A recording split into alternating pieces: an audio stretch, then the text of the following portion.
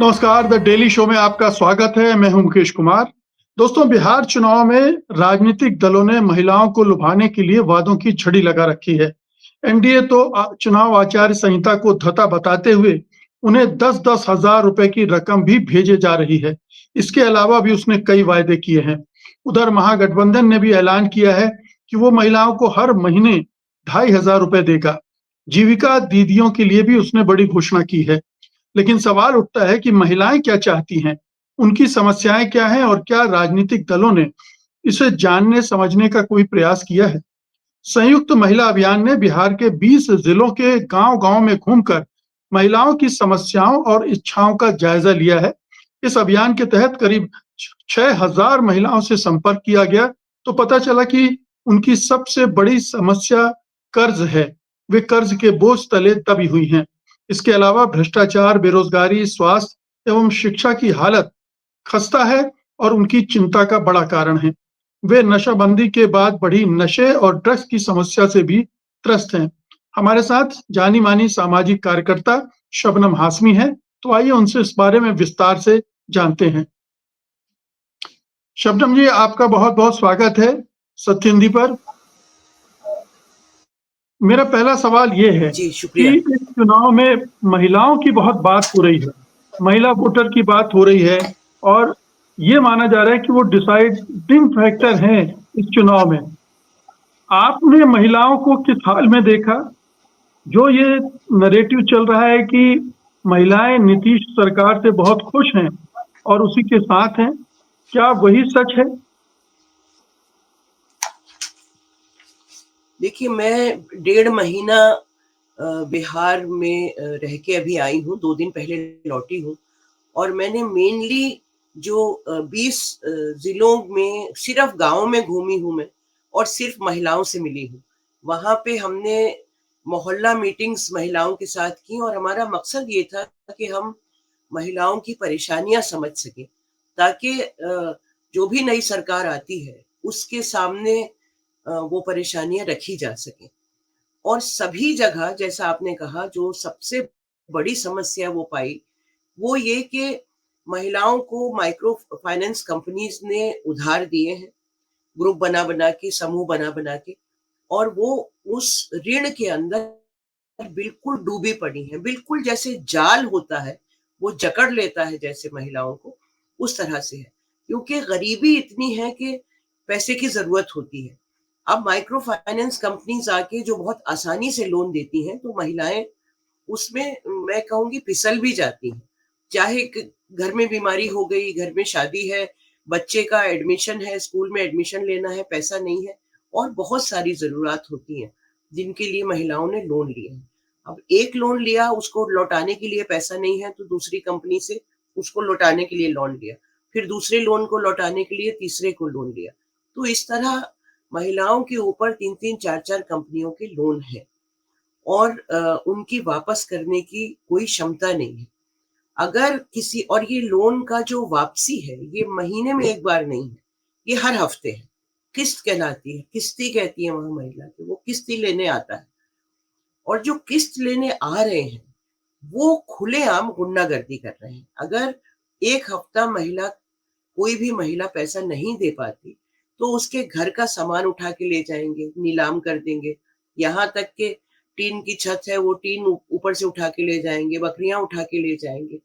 ऐसे हमने किस्से सुने हैं जहाँ पे रात-रात भर घर पे बैठे रहते हैं, अकेली महिला है, उसकी नौजवान बेटियाँ हैं और ये रात भर घर पे बैठे रहते हैं। सेक्सुअल एक्सप्लॉइटेशन के भी केसेस हैं और सबसे ज़्यादा जो लार्ज सेक्शन है, बहुत मतलब ये कोई 1, 2, 3 नहीं है, एक ही गाँव में मुझे 5 घर दिखाए गए जो ताला लगा के इस हैरेसमेंट की वजह से घर छोड़ के चले गए। पलायन हो रहा है।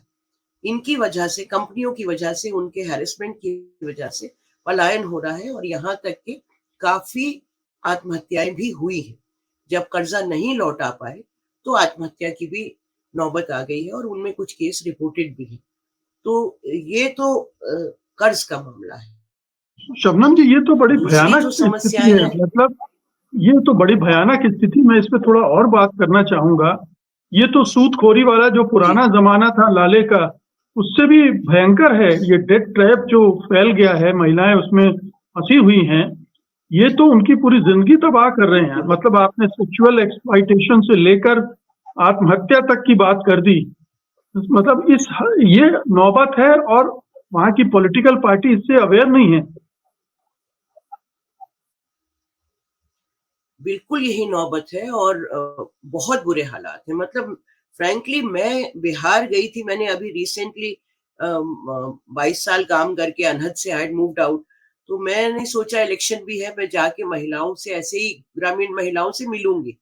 वहाँ जाके जो देखा हालात, तो उसके बाद फिर मैं पूरा 1.5 महीना गाँव में ही ट्रैवल करती रही और हालात तो इतने बुरे हैं कि जैसे पहले भी हमने सुना है तेलंगाना में, आंध्रा में ऐसा हुआ था अर्लियर और महाराष्ट्र में भी ये हो चुका है। कंपनीज़ के ऊपर कोई किसी तरह का रेगुलेशन नहीं है। जो 1976 का एक लॉ है जिसके अकॉर्डिंगली आप कुछ उसका परसेंटेज डिसाइडेड होता है कि उससे ज़्यादा ब्याज नहीं ले सकते। यहाँ तो 35% 40% ब्याज है और वो क्युमुलेटिव इंटरेस्ट है जो चक्रवर्ती ब्याज कहलाता है।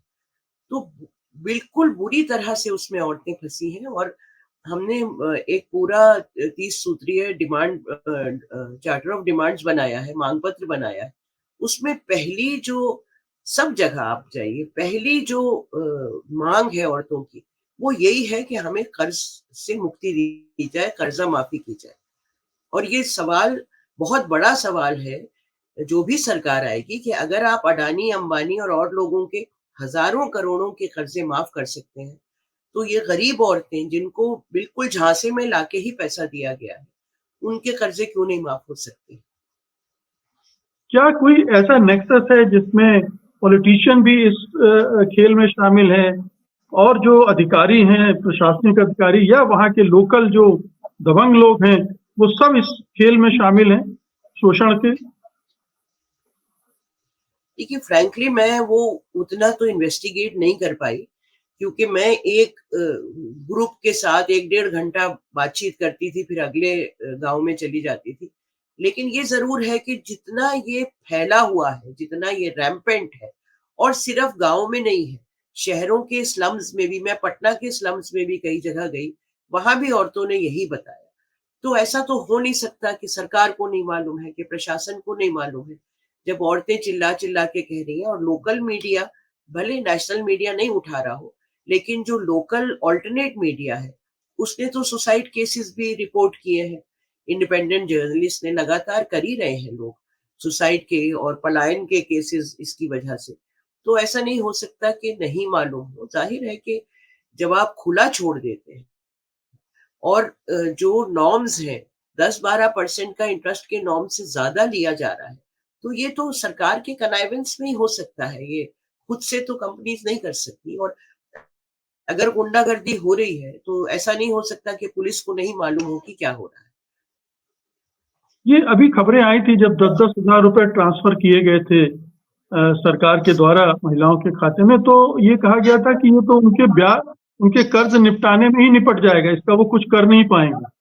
तो ये हकीकत है कि जो भी धन उनके पास आ रहा है वो कर्ज में ही से निपटने में ही जा रहा है, उनको अपने हाथ में कुछ नहीं बच रहा।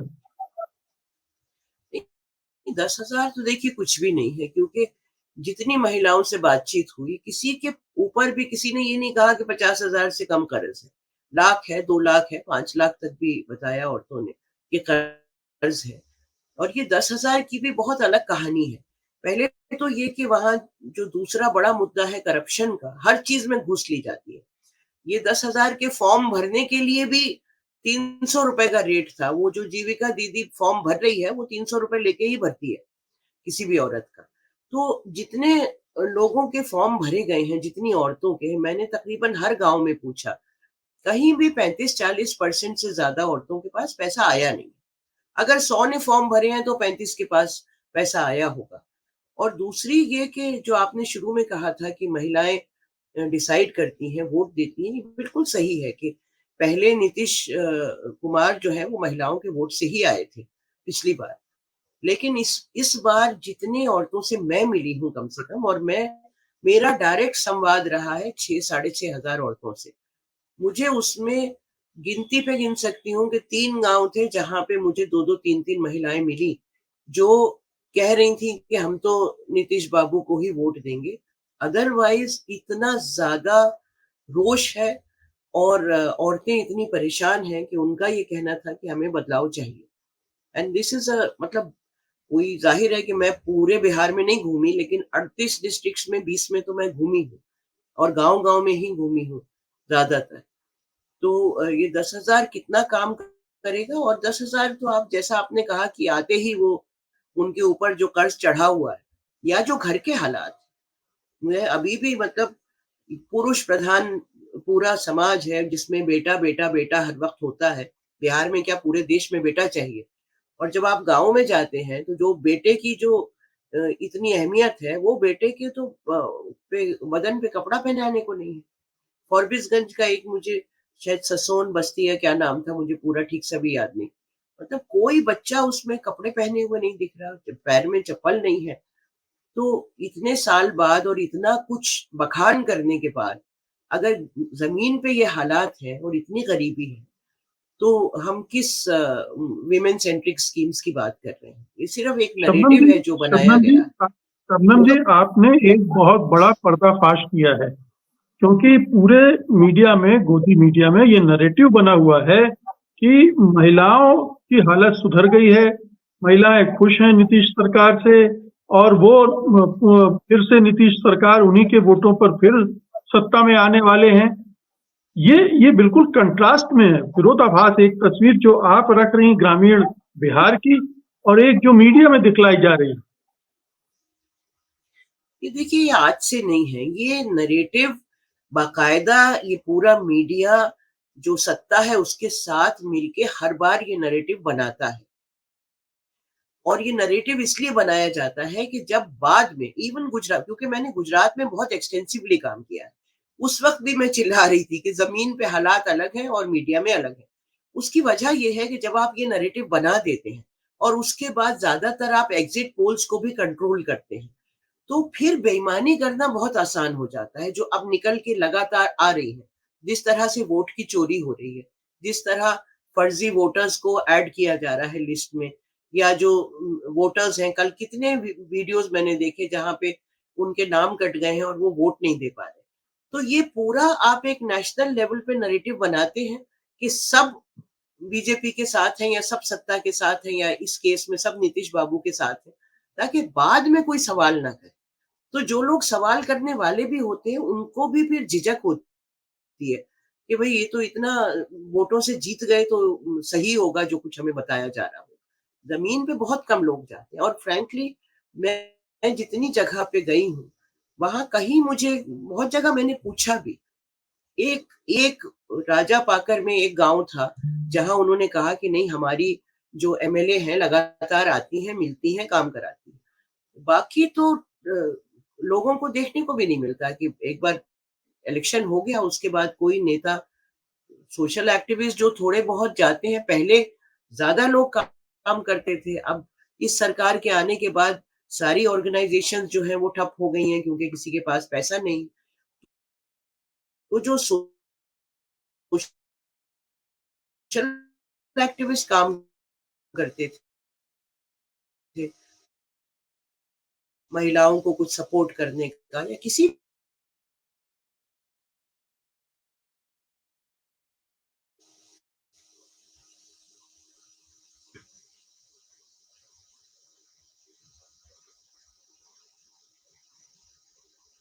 जी, शबनम जी, जी, मेरा सवाल अब ये है कि एक तो ये बहुत बड़ी समस्या है कर्ज की। जी। इसके अलावा और कौन-कौन सी समस्याएं जो बहुत गंभीर हैं और जो मीडिया में भी जगह नहीं पा रही, और आपको लग रहा है कि वो महिलाएं के जीवन को तबाह किए दे रही हैं? देखिए, दूसरी बड़ी समस्या है घूसखोरी की। अ, इतना ज़्यादा करप्शन बढ़ गया है, इतना ज़्यादा कि अनइमेजिनेबल है, और हर चीज़ के लिए पैसा देना होता है। और ये मैंने आपको कुछ भेजे भी थे। हमारे पास 600 से ऊपर वीडियोज़ हैं औरतों के, ग्रामीण औरतों के, जो वो बता रही हैं। राशन कार्ड बनाना है तो ₹3000, अगर उसमें एक बच्चे का नाम ऐड कराना है तो 2,000 रुपए, आधार कार्ड बनाना है तो 5,000 रुपए। इंदिरा आवास योजना की पहली किस्त आनी है तो उसका रेट फिक्स्ड है 10 या 15,000 जो भी है। दूसरी किस्त तभी आएगी जब आपने पहला दे दिया। मुखिया से लेके ऊपर तक जितने गवर्नमेंट ऑफिशियल्स हैं, कहीं भी आपको जाना हो, वृद्धा पेंशन लेने जाना है या बनवाना है पेपर्स, तो उसके पैसे देने हैं। चाहे ये विधवा पेंशन है तो उसके पैसे देने। कोई भी पीडीएफ में राशन लेने जाती हैं, अगर राशन कार्ड में 8 लोगों का नाम है तो 4 का ही राशन मिल रहा है, 5 किलो मिलना है तो 4 किलो ही मिल रहा है। हर तरफ करप्शन है, कुछ भी करें वो। और अब क्योंकि पलायन इतना ज्यादा है, बेरोजगारी एक और बहुत बड़ा मुद्दा है। बेरोजगारी और हर ये मैं काफी हैरान थी, शायद और स्टेट्स में ऐसा डिमांड नहीं आती। हर जगह औरतों ने कहा हमको काम चाहिए, हमको नौकरी चाहिए और हमको यहाँ फैक्ट्रीज चाहिए, हमारे बच्चों के लिए नौकरियां चाहिए।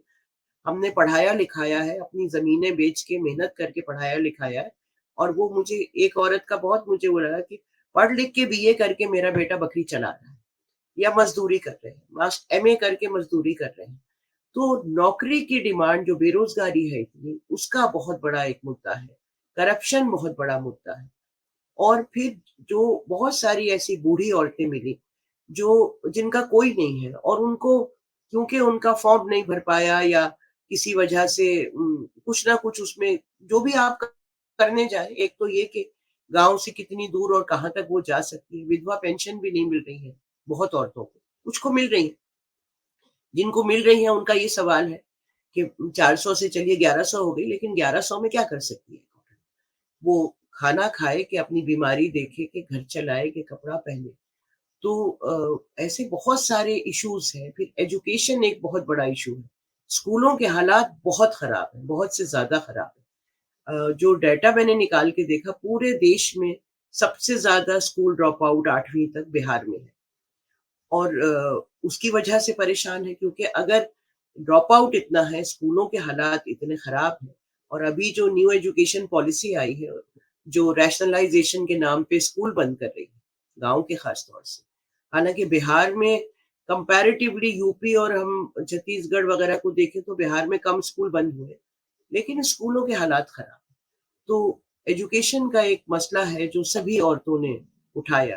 फिर महंगाई है, गरीबी है और सुरक्षा एक बहुत बड़ा मसला है। औरतों का, लड़कियों का अपहरण जो है, वो पिछले सालों में बहुत बढ़ा है। उसकी वजह से बहुत परेशान है औरतें। बता रहे हैं कि जंगल राज तो 20 साल पहले था, अब तो जंगल राज खत्म हो चुका है, तो ये सुरक्षा का सवाल क्यों उठ रहा है? नहीं, जंगल राज से मतलब मैं तो कहूंगी कि जंगल में भी इतने शायद जानवर जो है एक दूसरे का केयर कर लेते हैं। यहाँ तो ऐसा लगता है कि सरकार इज नॉन एग्जिस्टेंट। और मेरे कुछ पुराने साथी भी हैं, मैंने क्योंकि 2-4 साल वहां पे पूर्णिया में काम किया था। उनमें से कुछ जो है अब सरकारी उसका भी हिस्सा है। तो वो बता रहे थे कि इतना मुश्किल हो गया है कि ऑनेस्ट रहना, क्योंकि आप ऑनेस्ट हैं तो आपको उस सिस्टम में अ, जिंदा रहना मुश्किल है, क्योंकि ऊपर से नीचे तक करप्शन इतना ज्यादा है, बिल्कुल घर कर गया है पूरी सोसाइटी में।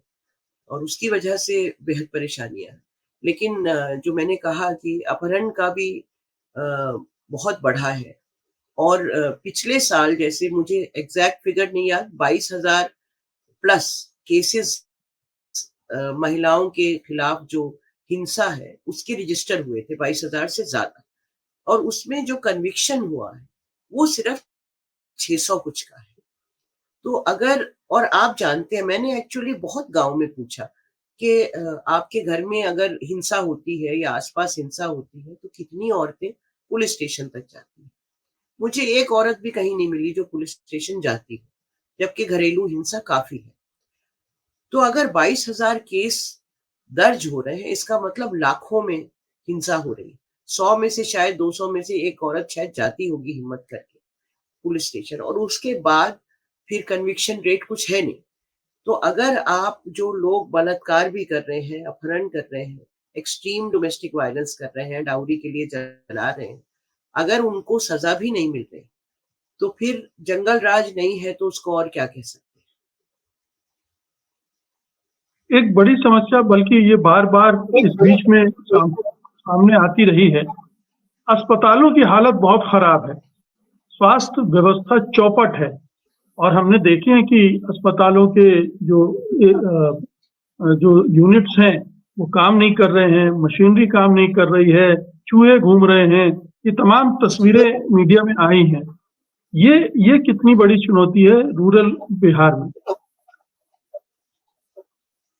रूरल बिहार में बहुत बड़ी चुनौती है हेल्थ को लेके, क्योंकि उस तरह से कोई प्राइवेट डॉक्टर्स भी बहुत ज़्यादा नहीं है और गवर्नमेंट फैसिलिटीज़ काफ़ी दूर भी हैं और उनमें कुछ हो नहीं रहा। और उसके साथ-साथ एक और जो चुनौती है, कई गाँव में, और वो हमने रिकॉर्ड भी किया है, कि सड़क ही नहीं है।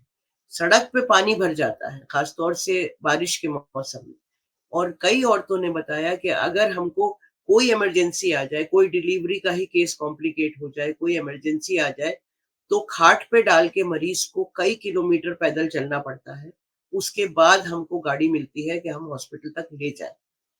और हॉस्पिटल की, जैसा आपने कहा, कि हालात काफ़ी खराब हैं।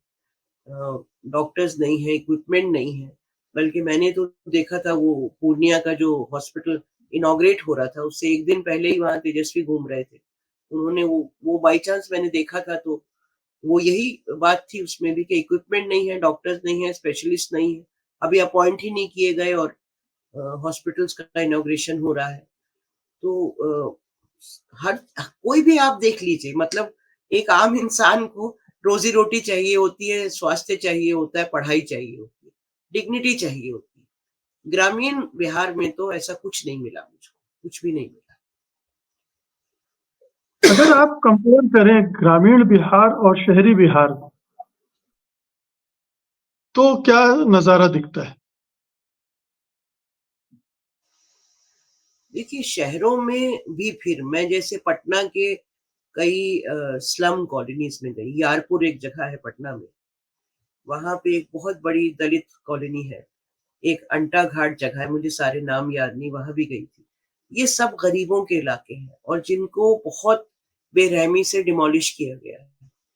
उसके बाद ज़्यादातर लोग अपना मेकशिफ्ट कुछ लकड़ी का बना के, कुछ वो जो पुराने फ्लेक्स होते हैं उनको डाल के उसमें उस तरह से रह रहे हैं। हालात वहाँ भी वही हैं और कर्ज़ के भी हालात वही हैं। कई वीडियोज़ हमने वहाँ से भी बनाए हैं।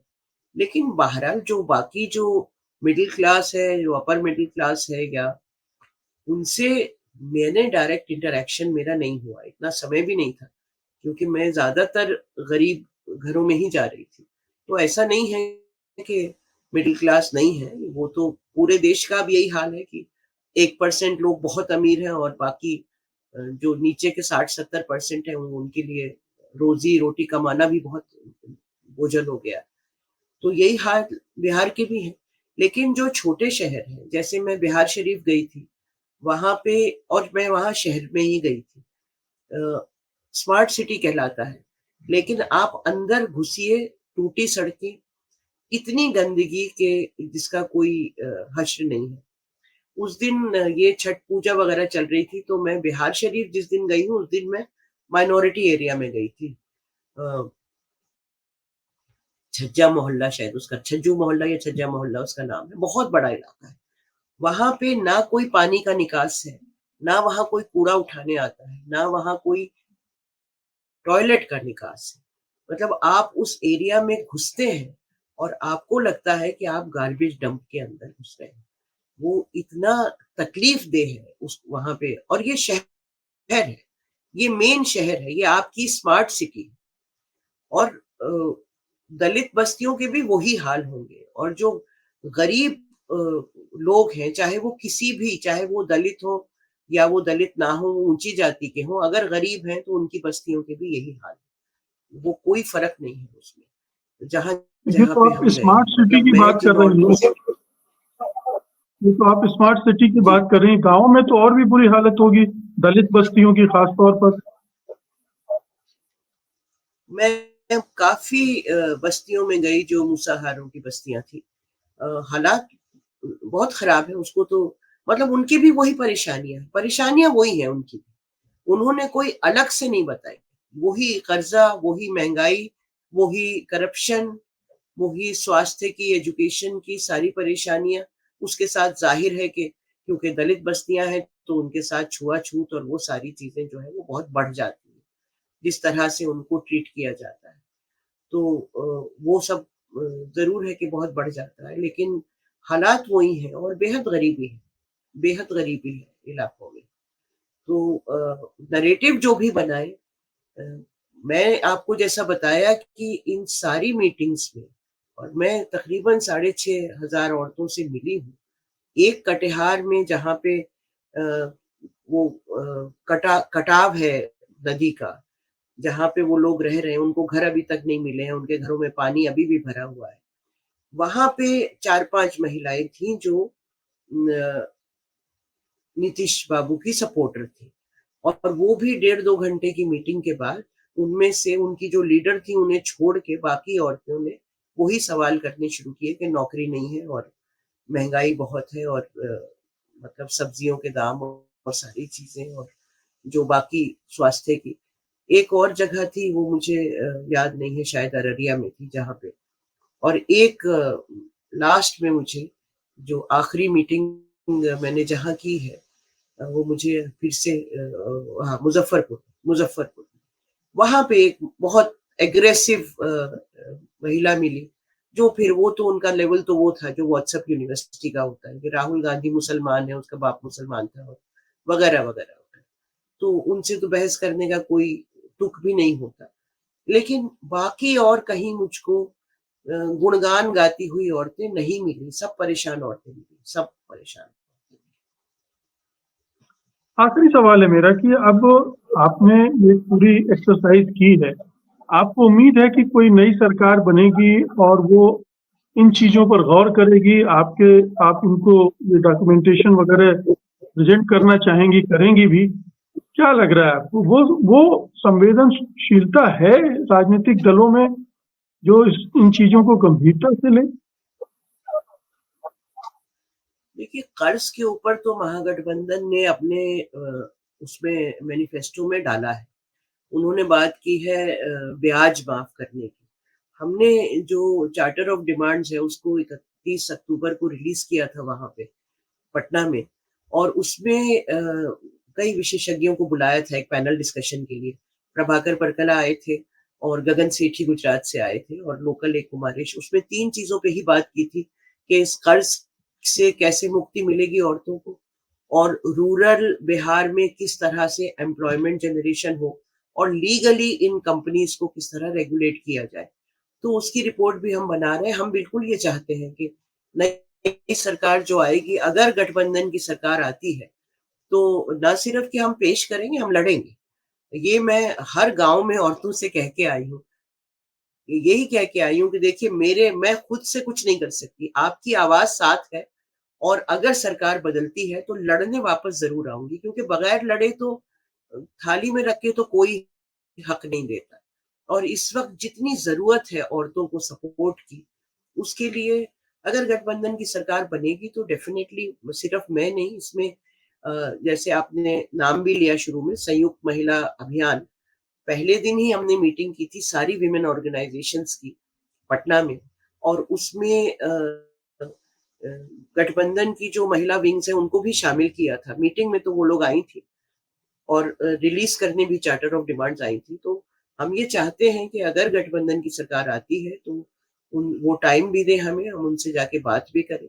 क्योंकि गाँव तक तो कोई पॉलिटिकल पार्टी या लीडर्स नहीं पहुँच रहे और शायद उन्होंने हालात देखे भी नहीं हैं, जितने बुरे हालात हैं आज। जी। शबनम जी बहुत-बहुत शुक्रिया आपने बिहार के असली हालात, असली तस्वीर हमारे दर्शकों के सामने रखी है, जो कि मीडिया में कहीं दिखलाई नहीं पड़ रही। मीडिया में सारे नारे दिख रहे हैं, हकीकत नहीं दिख रही। आपने ये वहाँ की अपनी वास्तविकता को शेयर की। आपका बहुत-बहुत शुक्रिया। धन्यवाद। Copyright disclaimer under Section 107 of the Copyright Act 1976. Allowance is made for fair use for purposes such as criticism, comment, news reporting, scholarship, and research. Fair use is a use permitted by copyright statute that might otherwise be infringing.